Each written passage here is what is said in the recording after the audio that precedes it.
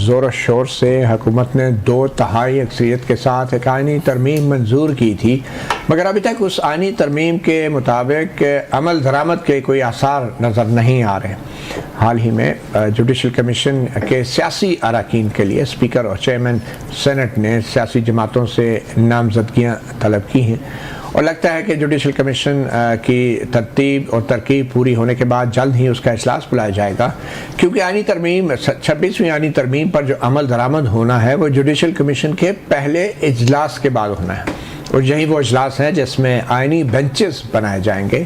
منتخب ججز کو آئینی بینچز پہ بٹھایا جائے گا، اور تمام قانونی اور آئینی معاملات جن میں آئینی سوالات ہیں یا قانونی سوالات ہیں ان کا جواب ان منتخب آئینی بینچوں کے ججوں سے لیا جائے گا۔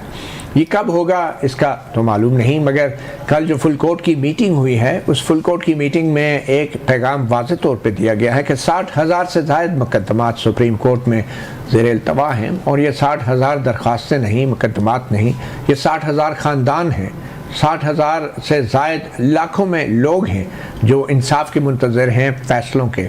اور اس لیے کل 16 ججوں نے متفقہ طور پہ 1 ماہ کی ایک باقاعدہ حکمت عملی کی منظوری دی ہے، جس میں 16 کے 16 ججوں نے مختلف بینچوں میں بیٹھ کے ان 60,000 کیسوں کے حوالے سے مقدمات کو جلد از جلد نمٹانے کا آغاز کرنا ہے، اور اس کے بعد ایک 3 ماہ کی حکمت عملی کی بھی منظوری ہے، اور پھر 6 ماہ کا بھی ایک پلان ہے، اور یہ سب پلان کسی اور نے نہیں، سپریم کورٹ کے سینئر ترین جج جسٹس منصور علی شاہ کا دیا گیا ہے، اور جسٹس منصور علی شاہ نے بھی کل کی 16 ججوں کی اس فل کورٹ کے اجلاس میں شرکت کی۔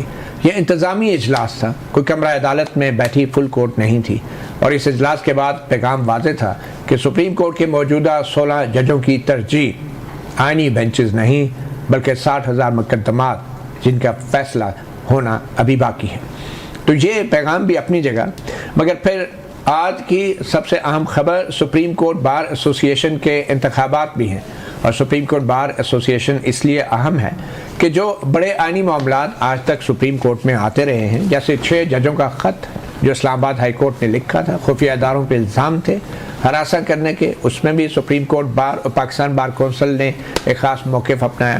پھر اس کے بعد جو مخصوص نشستوں کا معاملہ ہے اس میں بھی سپریم کورٹ بار اور پاکستان بار کونسل کا ایک خاص موقف سامنے آیا، اور اب جبکہ 26ویں آئینی ترمیم کے خلاف آئینی درخواستیں دائر کی جا رہی ہیں تو سپریم کورٹ بار اور پاکستان بار کونسل کا موقف ایک بار پھر اہمیت اختیار کر جائے گا۔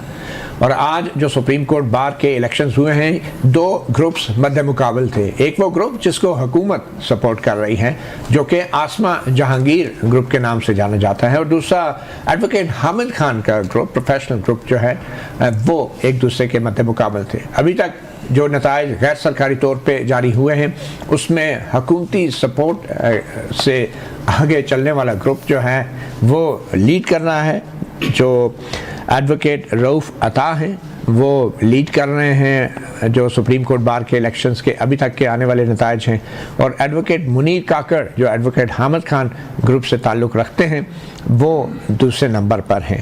تو یہ کتنا اہم ہوگا کہ سپریم کورٹ بار کے الیکشن آنے والے وقتوں میں کس طریقے سے جو بیلنس آف پاور ہے وفاقی دارالحکومت میں اس کو متاثر کر سکتے ہیں۔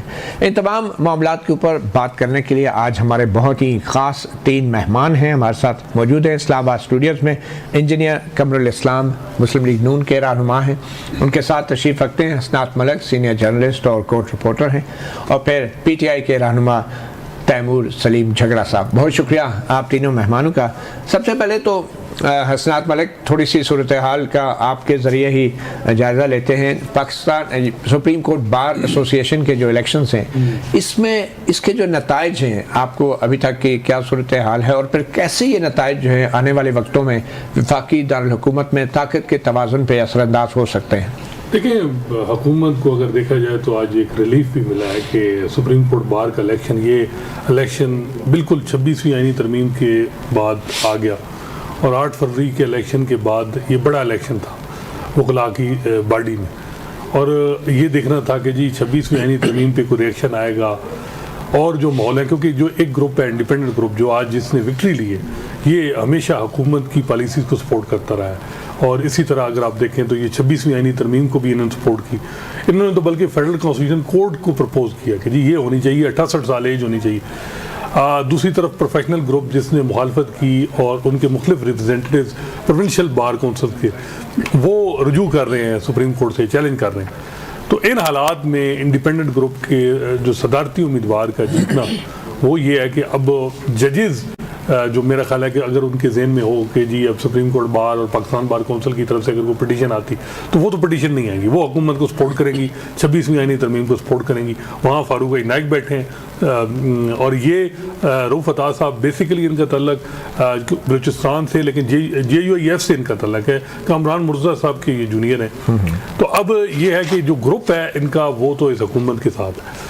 اب مولانا فضل الرحمان صاحب کی جو ان کی گروپ کی پالیسی کے ساتھ چلیں گے یا سیاسی جماعت کی پالیسی کے ساتھ، کیونکہ مولانا صاحب کی پالیسی 26ویں آئینی ترمیم میں بھی ہے، لیکن وہ جو حکومت کی 27ویں ترمیم کے حوالے سے وہ میرے خیال نہیں ہوگی. فوجی عدالتوں کے حوالے سے کہ جی وہ بنائی جائیں، وہ اس کی وہ مخالفت کریں گے.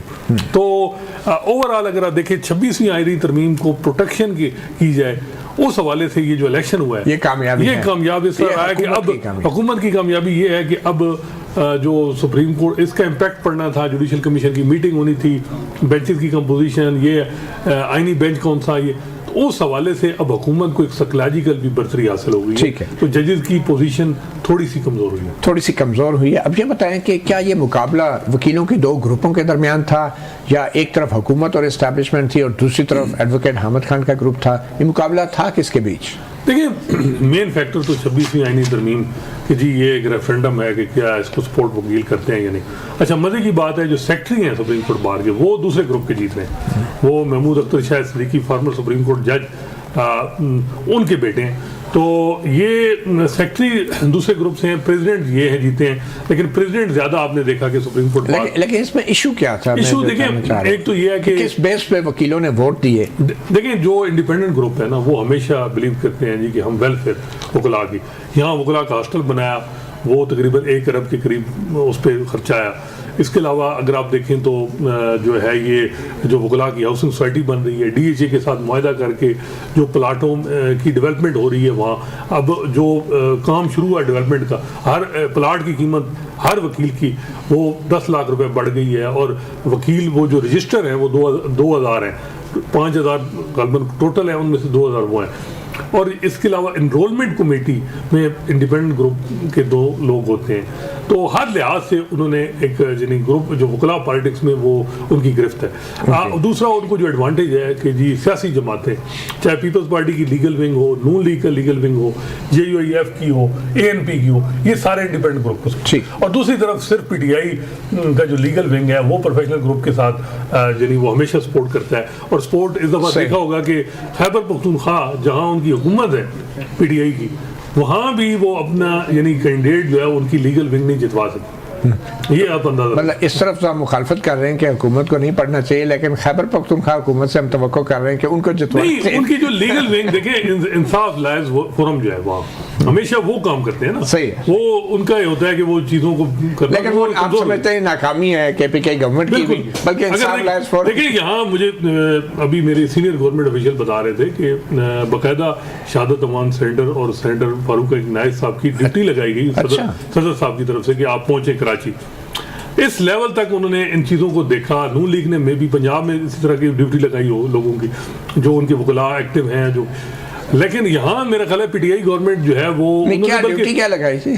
دیکھیں وکلاء کو کنونس کریں، ان کو کیا کنونس کرتا ہوتا ہے. کسی کو ہوتا ہے جی کہ آپ کو لا افسر بنا دیں گے. آج کل تو یہ بھی کہا جا رہا ہے کہ جی یہ جو جج اپوائنٹ کرنے ہیں اس میں بھی ہمارا جو ہے حصہ بڑھ گیا ہے، ہماری اکثریت ہے. تو یہاں لاہور ہائی کورٹ میں کتنی ویکینسی ہیں جی؟ لاہور ہائی کورٹ میں 24 ہیں اور سپریم کورٹ اور یہ گاجر کی طرح پچھلے کئی سال سے لٹک رہی ہے اس میں ہے. اب دیکھیں